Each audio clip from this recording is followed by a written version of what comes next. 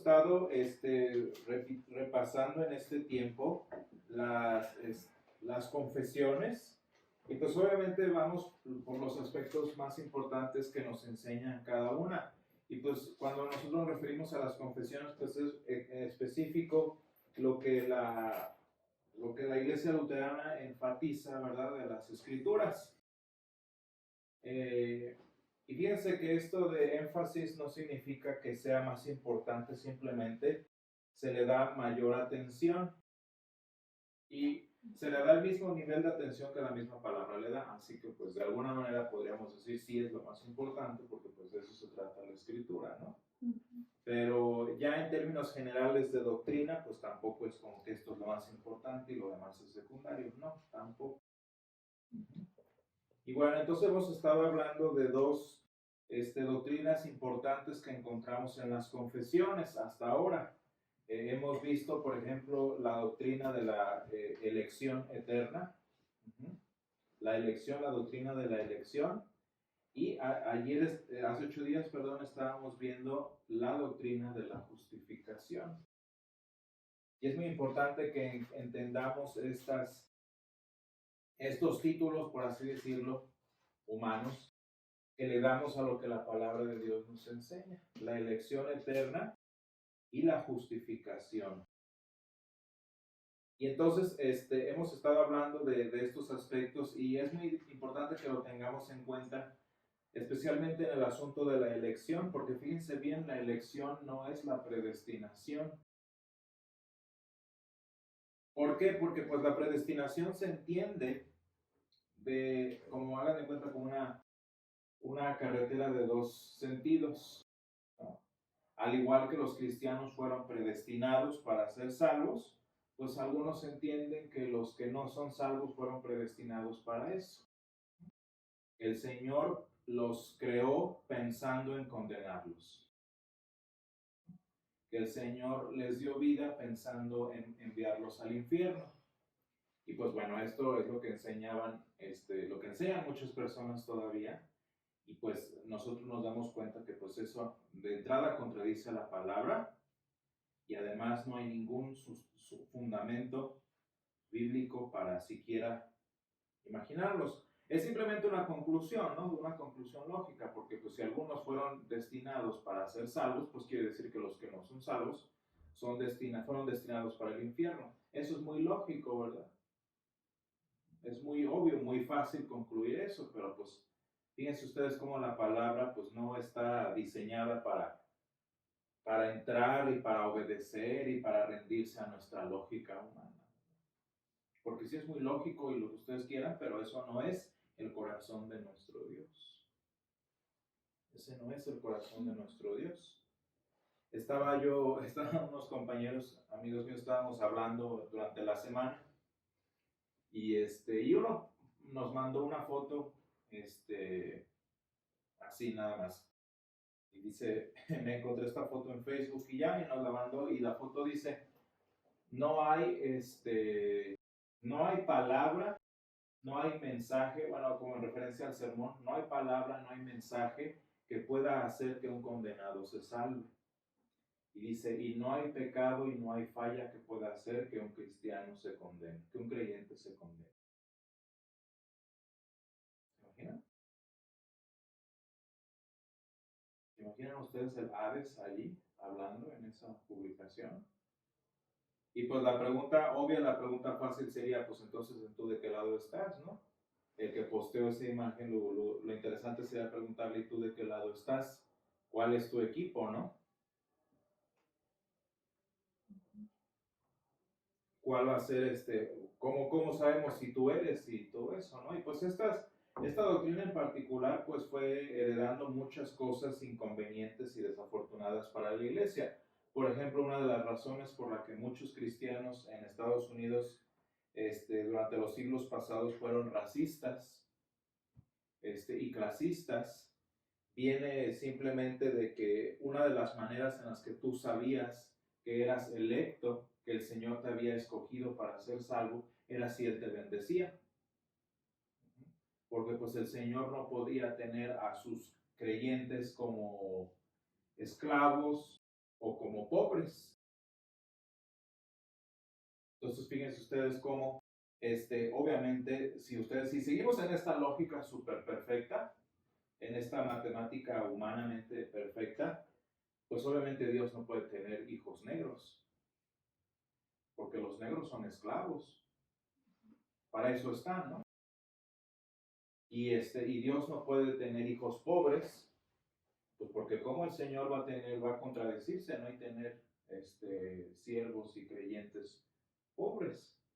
Entonces, ¿por qué creen que esto ya lo habíamos hablado en algún momento, ¿no? Muchas personas se ponían su mejor ropa y de hecho las iglesias negras son preciosas verlas porque pues todas las señoras llevan sus vestidos bien bonitos y bueno, una gala de moda en las iglesias afroamericanas, ¿no? ¿Por qué creen que hacían eso? ¿Por qué creen que se popularizó mucho vestirse en exceso para ir a la iglesia? Pues, pues porque las personas querían mostrar que eran bendecidas, ¿no? Para demostrar que eran electas. Y pues una señora que es trabajadora doméstica, entre paréntesis esclava, pues se viste, se pone lo mejor que puede para ir a la iglesia y ver que Dios la ha bendecido, ¿no? Entonces, miren, imagínense qué tragedia tan horrible. Y esto pues son cosas que tristemente se fueron desarrollando en la iglesia a propósito de hace como unos 400 años para acá, más o menos. Y pues esa es una realidad a la que nosotros nos tenemos que enfrentar cuando hablamos precisamente de la doble predestinación. Yo, por ejemplo, no sé si ustedes se acuerden del niñito Eric, ¿no? Este niñito pues está aprendiendo los versículos, hasta juega que es pastor, pues es lo que ve, ¿no? En su abuelita. Y el niño está jugando a ser pastor y todo eso, pero imagínense que yo llego y le pregunto a su abuelita, oiga, pues no pierda tiempo con él, ¿qué tal que no es escogido? Y si es escogido, de todas maneras se va a convertir en pastor, así que pues no esté perdiendo tiempo. Mejor métalo a clases de inglés o algo así, ¿no? Súper mundano. Porque si es escogido, pues aunque ellos no le echen ganas, el niño va a ser salvo, ¿no? Y si no es escogido, pues para qué pierden tiempo. Y ya entonces uno entra en un montón de preguntas para cómo saber si el niño es escogido. Alguien les va a decir, bueno, es que el niño tiene esa inclinación, ese gusto por predicar, entonces es escogido. Mira, prueba infalible, ¿no? Y si el niño es groserito, si el niño no escucha, si el niño es desobediente, es que ese niño no es escogido. Imagínense. Y la lógica sigue, y la lógica avanza y pues bueno, porque a alguien se le ocurrió concluir que el Señor escoge a unos para el infierno y a otros para el cielo. Y se supone que los escoge para el infierno para que a los que escoge para el cielo resalten más. ¿Se fijan cómo es clasismo? O sea, el Señor llama a unos que a propósito, Él ya sabe que los va a mandar al infierno, para que Él se vea más misericordioso a la hora de salvar a los predestinados para salvación.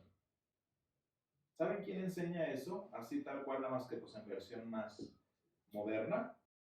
Eso lo enseña el Islam. Eso lo enseña el Islam. Y de hecho, Alá, dicen que Alá bendice a los pueblos no musulmanes, Alá bendice a los que no son a los que no son de la creencia islámica, para que los musulmanes, cuando sean salvos, puedan resaltar que Alá ganó. Vean cómo, o sea, las doctrinas cristianas, ustedes dicen, no, que el Islam es demoníaco, que el Corán es un libro del demonio. Muchos cristianos hacían lo mismo y peor. Exactamente lo mismo. Y vean ustedes, por eso es importante entender lo que la palabra de Dios enseña. ¿Qué es lo que la palabra de Dios enseña, por ejemplo, en Efesios 2 que hemos estado leyendo? Por ejemplo, dice, porque somos hechura suya, creados en Cristo Jesús para buenas obras, las cuales Dios preparó de antemano para que anduviésemos en ella. Y habla después de todo el plan de salvación, lo que nos platica allí. ¿Qué es lo que enseña la palabra? La palabra enseña que fuimos destinados para el cielo, que fuimos predestinados, si lo quieren decir así, para la vida eterna. Pero eso es todo, ¿no? Eso es todo lo que enseña la palabra. La palabra no enseña nada de que predestinados para el infierno. Pues ¿de dónde sacan eso? Por ejemplo, hasta se acuerdan de Judas, ¿no? El típico villano de la palabra. Uno dice, no, pues es que Judas Dios lo preparó porque Judas iba a ser. Eso tampoco es cierto. Esa es enseñanza demoníaca, ¿no? O sea, Judas, el Señor creó al bebé Juditas porque el Señor ya sabía que este hombre iba a traicionar a Jesús y se iba a ahorcar. ¿Ustedes creen? ¿Qué corazón hay, verdad? ¿Habría en el corazón de Dios como para preparar a un niño como cerdo para el matadero? ¿No? La palabra lo único que dice es necesario que venga la tribulación, que venga la tentación. O sea, eso que iba a pasar con Jesús en Getsemaní, que lo iban a vender y todo eso iba a pasar. Pero fíjense, la palabra condena y dice, ay de aquel ¿cómo se dice? Por el que la tribulación venga. Pero vean ustedes cómo no menciona a nadie, o sea, eso va a venir y alguien lo va a causar, pero el Señor no está preparando a nadie para eso. Imagínense qué corazón creen estas personas que hay en nuestro Dios, pues el corazón de Alá, no el corazón del Señor, el corazón de Alá, y Alá pues muy bien, adóralo y todo, pero ese no es el corazón que envía a su Hijo unigénito para que todo aquel que en el que no se pierda nos tenga vida eterna. Y fíjense ustedes, con este caminito pues nos la llevamos y seguimos y seguimos y seguimos. Por ejemplo, ya no fue Judas, pero fue Pedro. Pedro hizo lo mismo que Judas. La culpa de San Pedro fue la misma culpa de Judas. Ah, pero como a Pedro lo escogió el Señor para la vida eterna, pues no importa lo que hubiera hecho Pedro, ¿verdad? Porque él se iba a salvar de plano. Y aunque Judas, fíjense bien la doctrina, y aunque Judas estuvo en la mesa y todo eso, pues ¿para qué nada más estaba gastando pan y vino? Porque pues él de por sí nunca iba a ser salvo. ¿De quién es la culpa, al final de cuentas, hermanos, de que se condenara a Judas? Piensen bien. Pues del Señor. Porque pues el Señor lo preparó para eso y si Judas se condenó, pues ¿de quién es la culpa? Pues de Dios.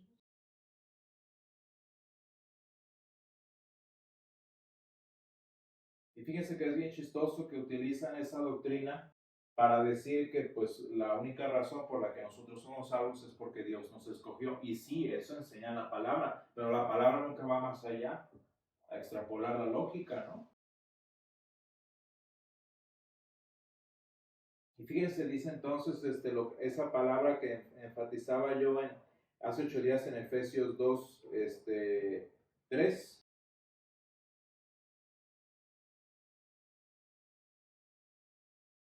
Fíjense bien, dice allí claramente, y éramos por naturaleza hijos de ira. Y éramos por naturaleza hijos de ira, lo mismo que los demás. Si nos ponemos a pensar en términos, no sé, de trenes y cosas así, nosotros ya teníamos nuestro pasaje comprado para el infierno, ¿sí o no? Dice allí, hijos de ira.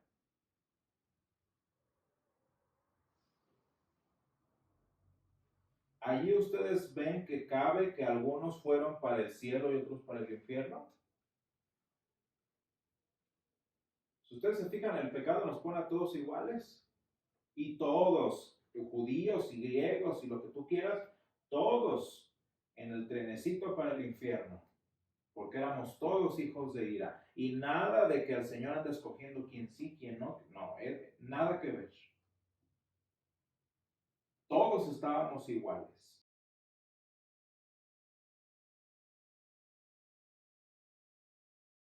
Y entonces, si algo cambió, no fue el que el Señor empezara a escoger cosas, empezara a escoger personas, sino simplemente que el Señor por su rica misericordia, con su gran amor con que nos amó, nos dio vida juntamente con Cristo. Nos dio vida juntamente con Cristo y se acabó.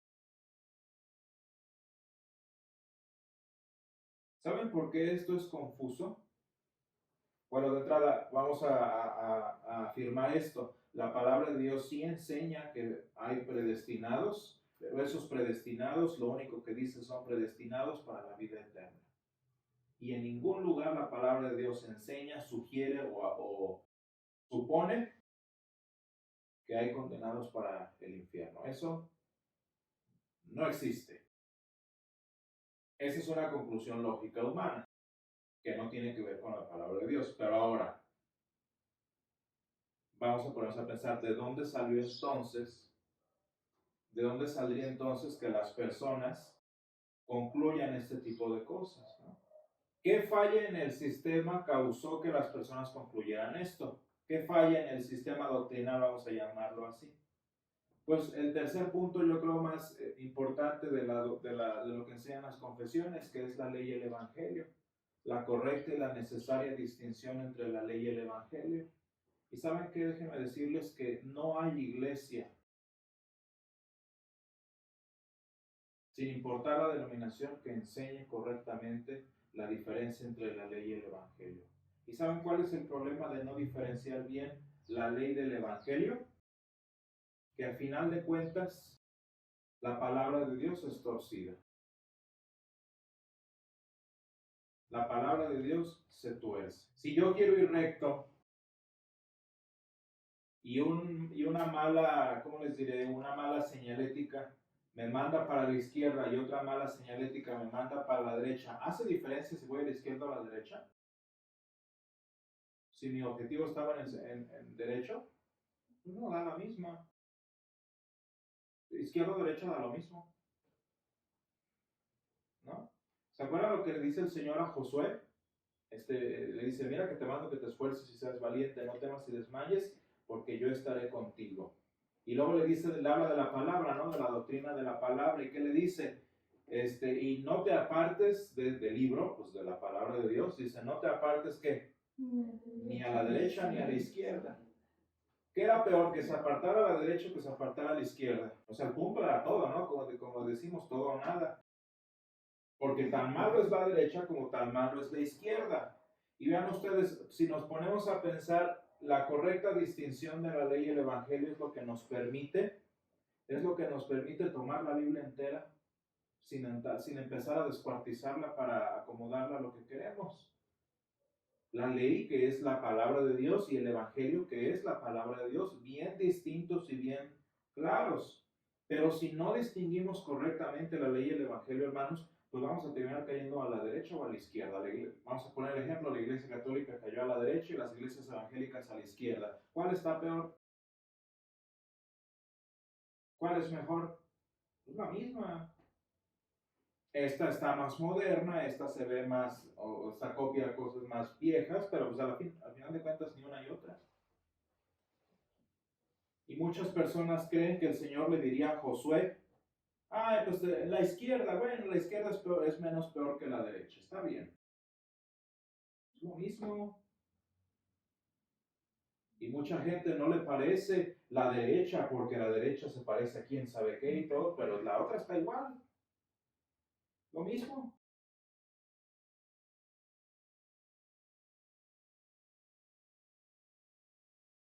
Entonces, fíjense ustedes, hermanos, pues la distinción entre la ley y el evangelio, que es lo que vamos a empezar a ver ahorita conforme vamos arrastrando la doctrina de la elección y la doctrina de la justificación, pues es la que nos ayuda a entender eso.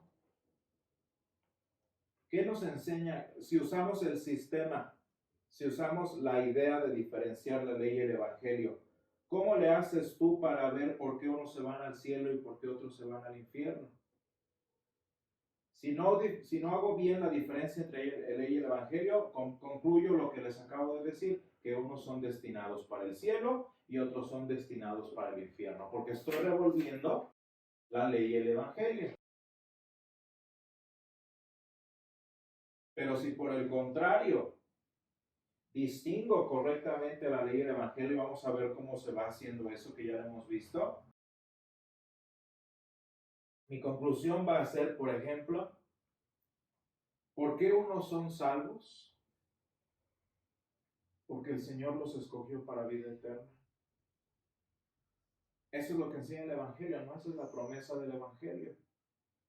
Esas son las buenas noticias, ¿no? ¿Y por qué unos se condenan? No voy a revolver el Evangelio. Simplemente aquí lo explica la ley. ¿Qué explica la ley? La ley dice que la paga del pecado es muerte. ¿Y por qué estas personas se condenan? Pues por su pecado. ¿Qué condenó a Judas? ¿Que el Señor lo escogiera para ese propósito? ¿O su pecado? Y esto es muy, muy importante porque si no empezamos a agarrar y a investigar y a inventar un montón de cosas. En el ejemplo de Judas, si Judas se condenó, fue por su pecado, no porque el Señor en algún lugar haya dicho que él fue escogido para ese propósito. Y aprender a distinguir la ley del Evangelio, hermano, nos va a ayudar a tener claras muchas cosas. ¿Por qué el cristiano sufre, por ejemplo? ¿Por qué al cristiano le va mal y al impío le prospera, como dice la palabra?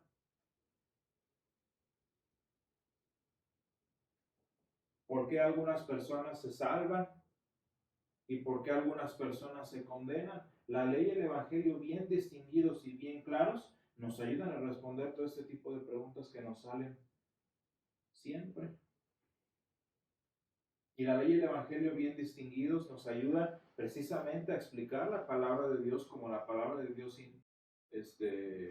desea, sin hacer de una promesa una condenación y sin hacer de una condenación una promesa, sin sacar promesas de sabe dónde o sacar juicios de sabe dónde. Entonces, este tercer punto que estamos viendo, pues nos ayuda, de hecho, a la correcta distinción entre la ley y el evangelio, nos va a ayudar a entender la doctrina de la elección, a entender, obviamente, pues la doctrina de la justificación y todas las demás doctrinas que vienen después de esto.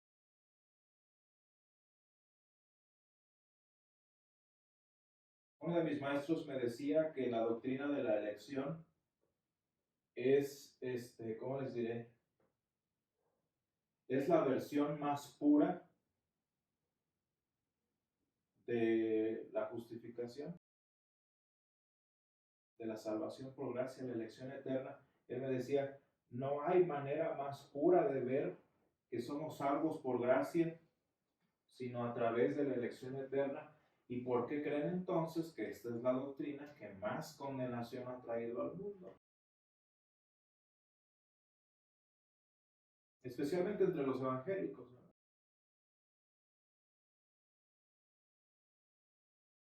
Pues porque obviamente Satanás no quiere, porque obviamente Satanás no quiere que esta la versión más pura de la doctrina de la salvación, la gente la entienda, la gente lo perciba.